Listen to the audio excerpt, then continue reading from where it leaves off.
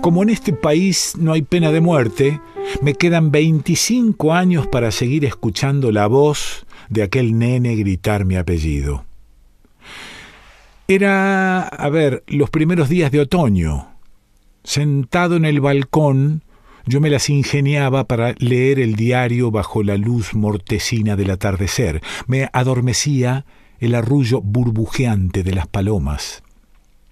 Irene no estaba en casa. Había salido temprano para almorzar en lo de mi suegra y no volvería hasta la noche. Hacía rato que yo no iba con ella. En la agonía de la sobremesa nunca faltaba la pregunta: ¿para cuándo el nietito?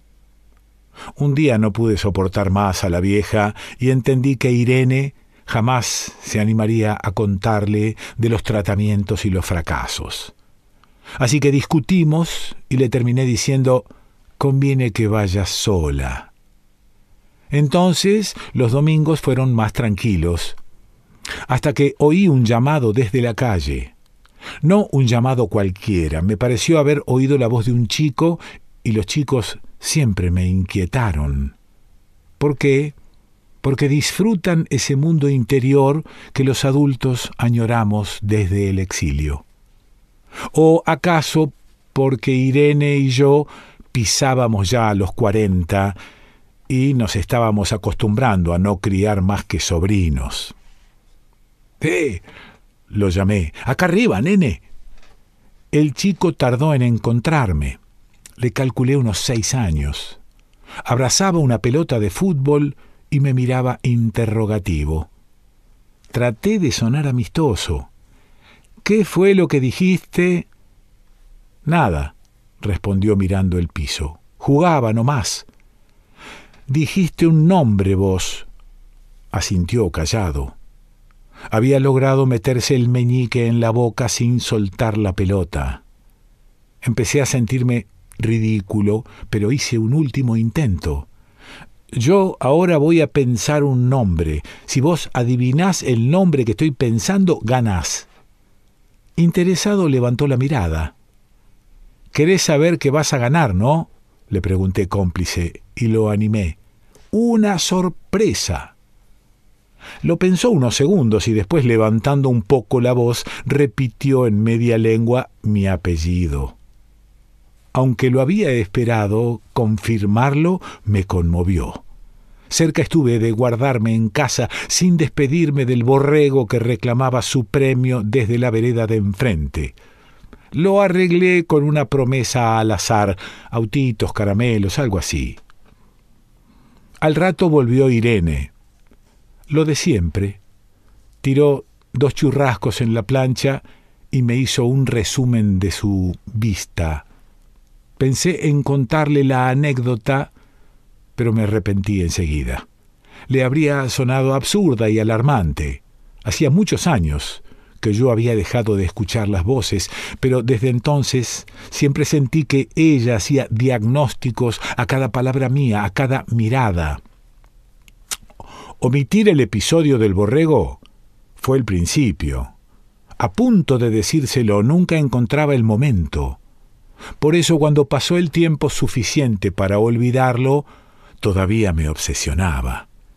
Me obsesionaba tanto que un mes más tarde, al oír otra vez mi apellido desde la vereda, un escalofrío me hizo saltar de mi siesta y salir al balcón. Ahora el chico fue rápido.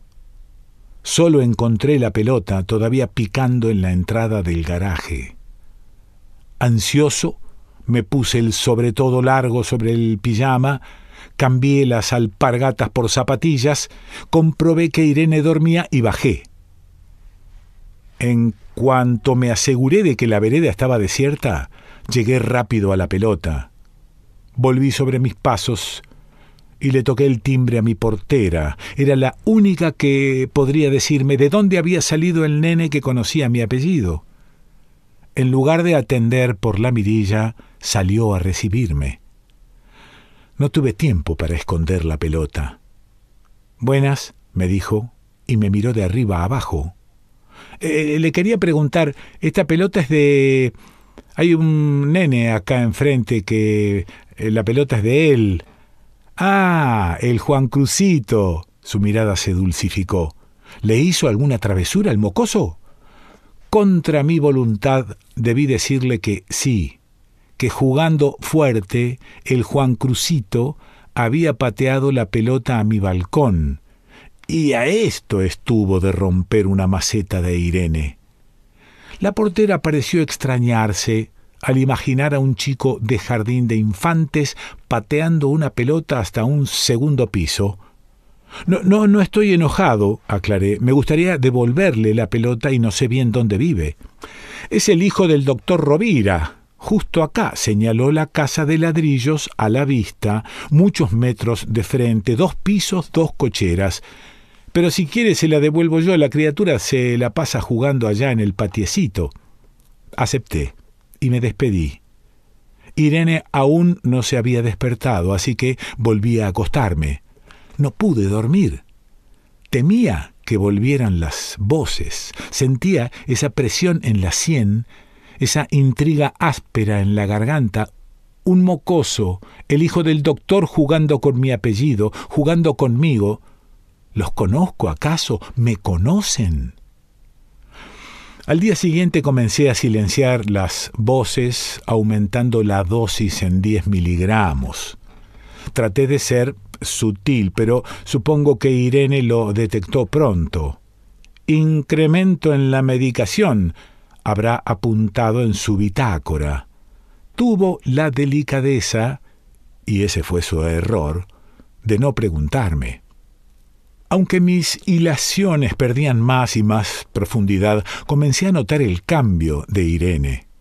Dejó de sufrir insomnio. Sus ojeras retrocedieron. Más aún, hubiese jurado que una sonrisa tenue reemplazaba al rictus. Una noche me despertó con una carcajada franca y sonámbula de pájaro de mal agüero. Pasé las siguientes 2 semanas absorto en esos cambios, pero incapaz de sacar conclusiones. No volví a oír a mi vecino ni me importó el paradero de la pelota. También deseché la idea de dejar las pastillas. Todo era tan fácil en el limbo. Pero entonces, el 27 de mayo, finalmente caí. Llovía y tuve que subir a la terraza para rescatar la ropa. En la carrera de vuelta, algo se cayó al piso. Al agacharme, sentí como un rayo traspasaba la capa de medicación y me quemaba la frente. En la tarjeta de cartón, pálida, apelmazada, resistían las palabras Dr. Rovira y abajo especialista en técnicas de fertilización. Teléfono y dirección habían naufragado, pero al dorso estaba lo peor. En la letra respingada de Irene aún era legible casa 7828-9008. Podía ser un teléfono del barrio o el de la casa de enfrente. Usted se ha comunicado con la residencia de la familia Rovira. En este momento no lo podemos atender. Si lo desea, déjenos un mensaje después de la señal. No bien colgué, decidí abandonar la medicación. Toda. La recetada y la que me mantenía ajeno a la realidad. No había voces, solo una tarjeta del doctor Rovira, solo un hijo del doctor Rovira que me llamaba burlándose. En el medio, Irene. Irene festejando en sueños la farsa y tratándome mejor que siempre, quizá por pura piedad. Las horas muertas en que ella salía a trabajar se me volvieron insoportables. Comencé a desesperar por sus llamados y varias veces casi disco a su oficina. En un intento de aplacar mi ansiedad, revisaba cada centímetro de la casa buscando otra tarjeta, algo, alguna carta. Temiendo que ella notara cualquier mínimo cambio, pasaba las tardes ordenando hasta el cansancio lugares en los que ni siquiera había buscado. La semana siguió con lluvias permanentes y a Irene le sentaba el piloto color crema. Siempre volvía a eso de las 6 de la tarde y yo siempre la seguía con la mirada desde el balcón. Jamás se lo había contado así ella podía seguir siendo mi amor platónico secreto, sobre todo los días de lluvia. Ese viernes apareció por la esquina un poco más temprano. En lugar de perderse bajo las copas de los árboles de mi cuadra, cruzó enfrente.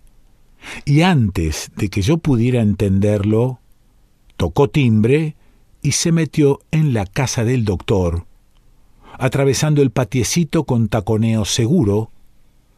Hasta su andar cansino había cambiado, ahora era liviano, danzaba. El borrego ni siquiera la vio. Enfundado en una especie de traje espacial, se apresuraba a juntar los chiches que empezaban a mojarse. Esta vez no fueron las voces, sino algo más fuerte. La parte irreductible y animal de mi cerebro me aseguró que lo mejor era bajar y terminar el asunto.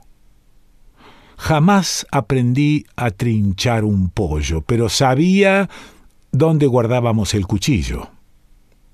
Era de esos que en el anuncio de la televisión cortan en tajadas un tomate o un clavo de acero. Era enorme y me sentí Sandokan cuando lo oculté en la manga derecha del sobretodo. No tuve tiempo de cambiarme las alpargatas. Crucé la calle. La lluvia había arreciado y en 10 metros me empapé. El cuchillo de hielo me quemaba en las venas del brazo. Quise evitar al chico, pero me reconoció antes de que pudiera llegar al patio. Un poco jugando, un poco por temor, soltó los juguetes y se metió en la casa, anunciándome a los gritos. Toqué timbre en el mismo momento en que el chico volvía para asomarse a la puerta, justo cuando su padre salía de la casa. El doctor avanzó, elegante, inmutable, alto, con el impermeable negro, parecía un agente de la Gestapo. Abrió la reja y hasta retrocedió un paso como dándome la bienvenida. «Quiero hablar con Irene», me escuché decirle. Él parpadeó, pero no intimidado. Ni siquiera lo noté sorprendido por mi aspecto de náufrago. Gallardo en su fortaleza esperaba que yo cayera en la trampa. Yo, el 1000 veces engañado, mendigando explicaciones bajo la lluvia. Su sonrisa seguía allí cuando recordó en voz alta mi apellido. En su sonrisa la burla, en su sonrisa mi humillación. Él se estiró marcial para estrecharme la mano y me le lancé en un mismo movimiento. La puñalada sedienta escapando de mi manga. Habrá creído que yo quería darle un abrazo y por eso abrió incluso un poco más su guardia. Si hubiese pensado en matarlo, hubiera sido más cauteloso. Hubiera usado algo más efectivo que un cuchillo de cocina. ¿Por qué no me creyeron? Nunca imaginé que una vida fuese tan frágil. Un doctor igual de vulnerable que un pollo. La hoja rasgó el impermeable, rasgó la ropa y se abrió paso entre las costillas. Sentí el temblor de los últimos latidos en el mango antes de soltarlo. Solo recuerdo que en ese momento salió el sol. Dicen que me encontraron en mi casa desplomado en una silla del living. El caso se hizo público. En menos de 3 días, los principales medios ya me habían declarado culpable de los cargos. Las encuestas de imagen me hacían aparecer mezclado entre los más detestables políticos de la década. Además, los amigos influyentes del doctor Rovira apuraron las instancias legales y lograron que el juicio comenzara antes del fin del otoño. Y esa fue la última vez que vi a Irene. Testificó contra mí cuando podía sobreponerse al llanto. Lo contó todo, como si el juramento hubiese sido un voto de sinceridad. Enumeró nuestros años de tratamientos genéticos para poder tener hijos. Ella no quería adoptar un hijo de otro. Después me miró glacial y contestó que sí a cada pregunta del magistrado. ¿Es cierto que su esposo tuvo un ataque de pánico hace 2 años? ¿Es cierto que recibía medicación? ¿Es cierto que notó cambios en la dosis en el último tiempo, antes del hecho, y en la conducta del acusado? Intentaron declararme inimputable, pero el fiscal no estuvo de acuerdo. A pesar de mi jubilación por invalidez, me consideraban muy lejos del desequilibrio. El abogado trató de explicármelo más tarde. Por ejemplo, si usted además hubiese matado al chico, esto sería más fácil. Irene había empezado a ver a Rovira justo un mes antes de aquel domingo. Al principio ella fue al consultorio en el centro, pero pronto acordaron que alguna vez podían aprovechar que vivían tan cerca. El doctor se tomó el caso como un desafío personal y en su casa no estaba un segundo sin hablar de cada avance. Supongo que fue en esa época que a Juan Crucito se le ocurrió ponerle apellido a su pelota. En poco tiempo, el doctor pudo retomar con éxito el tratamiento que había quedado trunco tras mi seguidilla de depresiones. Nadie le preguntó a Irene por qué había considerado prudente no decirme nada. Yo no me animé. Al momento del juicio llevaba orgullosa su embarazo de 3 meses. El día en que ataqué al doctor, Irene tenía los análisis en su cartera. De haberlo sabido, Rovira, te habría abrazado en vez de acuchillarte. Cuando llueve y la humedad infecta la celda, el orgullo de ser padre se me mezcla con una tristeza profunda. Aunque Irene no ha iniciado los trámites de divorcio, sé que no querrá que nuestro hijo lleve mi apellido. Luis Catenazzi.